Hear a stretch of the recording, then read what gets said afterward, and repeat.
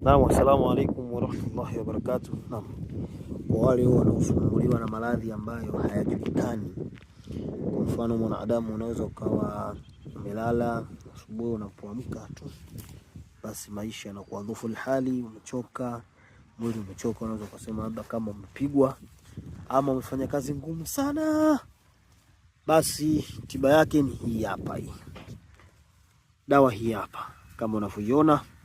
Hii ndo dawa mwanadamu. Kokote utakapoliona jani hili, basi kama unasumbuliwa na maradhi hayo, unajua wanadamu wengi sana inaweza katokea wakawa na maradhi yao lakini wasijue tatizo ni nini. Unaweza ukasema kwamba ni uchovu, lakini hapana, ule sio uchovu. Ile ni hali ambayo ya kisihiri, ya kichawi ambayo ipo katika mwili wa mwanadamu.